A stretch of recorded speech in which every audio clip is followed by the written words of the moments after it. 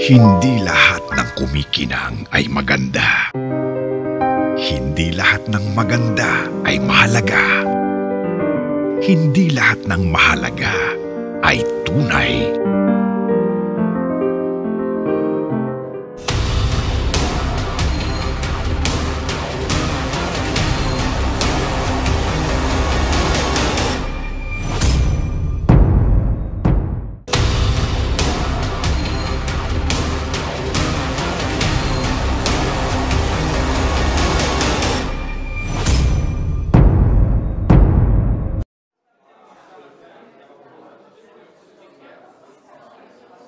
Aba kasi, naglakad ka lang ng konti, kala mo runway na?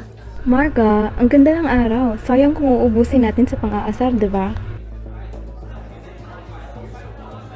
Wow! Miss Perfect Strikes again. Ganyan bang turo ng nanay mong sekretarya? At least, my mom raised me with respect. Hindi kami mayaman, but marunong kami makiramdam.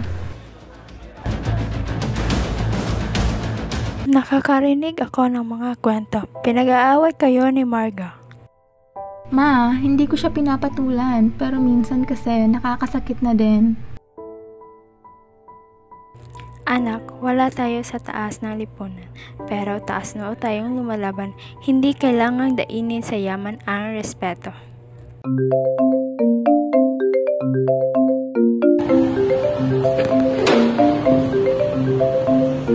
What's wrong, baby? Bakit pa si Cassie na lang lagi ang pinapabura ng mga tao? Bakit? Inaapi ka na naman ba ng Cassie na yan? Don't worry, baby. I'll handle everything. Humanda ang Cassie na yan. Hindi po masama ang maging mayaman. Pero kapag ginagamit natin ito para apihin ng iba, nawawala ang saysa nito. Alam naman natin na ang tunay na ginto ay nasa kabutihang loob. Minsan kasi, takot lang ako hindi sapat. Pero tama ka kasi, mas mahalaga pa rin ang pagkatao kaysa sa pera.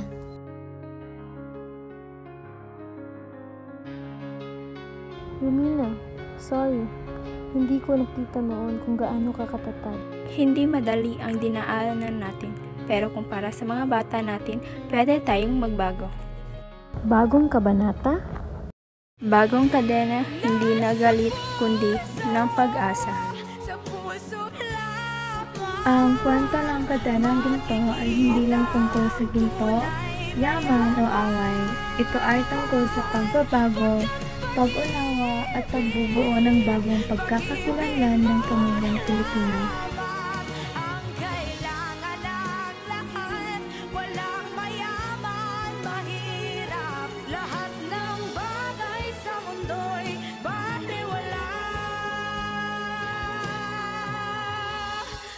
Puso'y di marunong magmahal,